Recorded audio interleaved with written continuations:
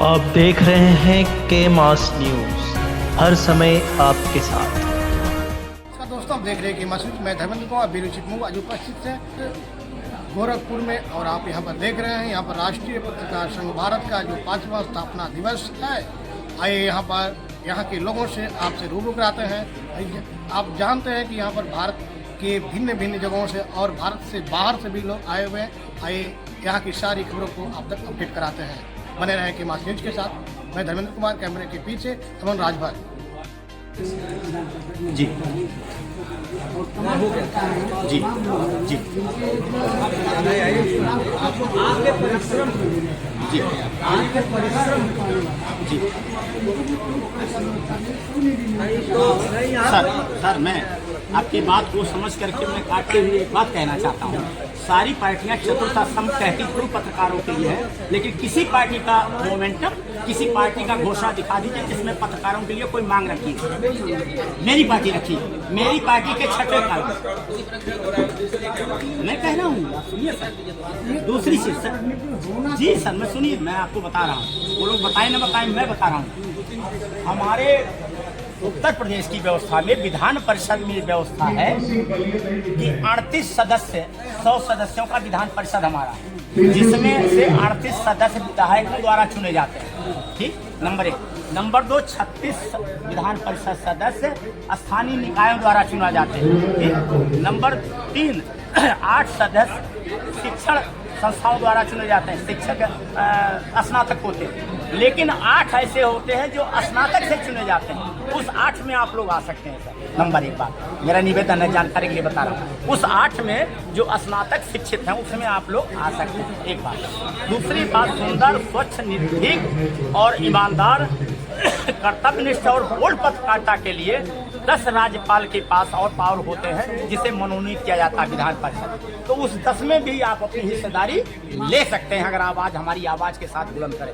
ये तो आप अगला प्रश्न आपका था सर कि पत्रकारों का जो उत्पीड़न हुआ, मैं ये कहना चाहता हूँ, मेरे पार्टी का तो आप इंतजार करिए, जिस दिन मेरी पार्टी सत्ता में आएगी, उम्मीद करिए कि हमने 2016 से 28 नवंबर 2016 हमारी पार्टी रजिस्टर्ड हुई है, और इसी गोरखपुर फादरी बाजार से रजिस्टर्ड है, जहाँ के सामने एक निषाद पार्टी का कार्यालय। आज निषाद पार्टी कहाँ से कहाँ पहुँच गई? समझौते की नीति, घुटना टेक नीति पर। हम कहीं न घुटे हैं, न समझौता किए हैं, न थूक चाटे हैं। हमने सर सवाल किया, मैं बता रहा हूँ, वहीं आ रहा हूँ सर। अगर मेरी पार्टी किसी स्थिति में पहुंचती है तो पत्रकारों का उत्पीड़न तो बर्दाश्त ही नहीं है, आज भी नहीं है, कल भी नहीं होगा। इवन पत्रकारों को सूचना देने पर अगर कहीं जा रहे हैं तो पुलिस प्रोटेक्शन मिलना चाहिए, जहां ऐसी संवेदनशील घटनाएं हो सकती हैं या संवेदनशील स्थान है।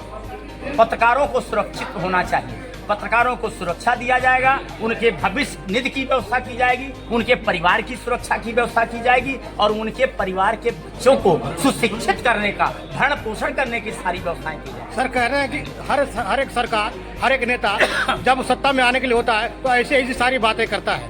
मैंने तो सत्ता की बात ही नहीं किया सर, जब भी मैं तो ये बात कर रहा हूँ कि जो भी जनमानस है हमारा, सत्ता, लोकतंत्र किस लिए बनता है? हमारी सामान्य जनता को सामान्य सुविधा सुलभ तरीके से उपलब्ध कराने की, और यह व्यवस्था में हमारे पत्रकार बंधु भी आते हैं। अगर पत्रकार बंधुओं को, गिल बंधुओं को, साधारण व्यक्ति को, अनुचर को, साहब को, सबको समान सुरक्षा, शिक्षा और सुविधा मिलने शुरू हो जाए तो दिक्कत क्या है? तो हम उस पार्टी का समर्थन करेंगे, धन्यवाद देंगे। मुझे नहीं चुनाव लड़ना है, मुझे सरकार नहीं बनना, मुझे मुख्यमंत्री प्रधानमंत्री नहीं बनना है। लेकिन अगर कोई ऐसा नहीं कर रहा है, हमारे देश के पत्रकार बंधुओं को, हमारे देश के गरीब जनता को कहता तो है कि हम देश के अंतिम व्यक्ति तक पहुंचेंगे, ये है ना लोकोक्ति आप लोगों ने सुना है। लेकिन उसको तो छोड़ दीजिए, अंतिम व्यक्ति तो छोड़ दीजिए, चौथे स्तंभ तक नहीं पहुंचा है अभी कोई सरकार, जिसने पत्रकारों के लिए भविष्य GPF की व्यवस्था कर दो, भविष्य निधि की व्यवस्था कर दो, हर शहर में एक पत्रकार कॉलोनी बना दीजिए, उनके बच्चे वहां रह के पढ़े।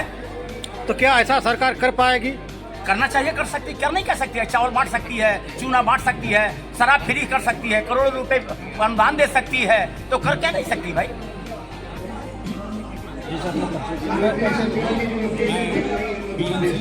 सत्य क्रांति पार्टी का संस्थापक आप लोग के द्वारा एक प्रश्न किया गया कि पत्रकार के लिए आपने क्या किया, पार्टी ने क्या किया।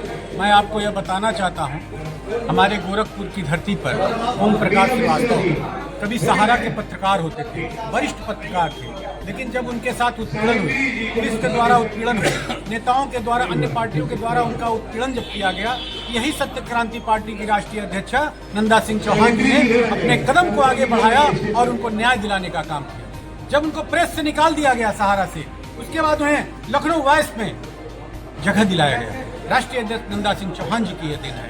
आज तमाम पत्रकार ऐसे हैं गोरखपुर के, एक भी यहाँ दिखाई नहीं दे रहे हैं। उन लोगों से पूछ लीजिएगा, आप कभी भी मुलाकात होगी, पूछिएगा कि सत्य क्रांति पार्टी पत्रकारों के लिए क्या करती है। पत्रकारों के लिए कदम कदम पर चलती है, पत्रकारों का कहीं उत्पीड़न नहीं होने देती है। यह हमारे सत्य क्रांति पार्टी का पहला प्राथमिकता यहाँ है। तो कहने का मतलब है कि आज पत्रकार आज एक आम व्यक्ति के तरफ आज उसको गिना चुना जा रहा है। कहीं न कहीं पत्रकारों के ऊपर किसी प्रकार का कोई आरोप थोपा जाता है, या वो व्यक्ति जब रात को निकलता है किसी खबर को उठाने के लिए, तो उसको लोग घात करते हैं या उसको सोचते हैं कि रास्ते में पकड़ कर उसके ऊपर कोई न कोई प्रताड़ना करे। इसके विषय में क्या कहना चाहते हैं आप? यह हमारे लोकतंत्र का दुर्भाग्यपूर्ण समय है। मेरा यह मानना है, पत्रकारों के लिए जो सुविधा होनी चाहिए, चौथे स्तंभ के लिए जो सुविधा सरकार के द्वारा होनी चाहिए, आज नहीं हो रही। यह पत्रकार का दुर्भाग्य नहीं है, ये चुनी हुई जो सरकार कहती है उसका दुर्भाग्य, उसका दुर्दिन आने वाला है।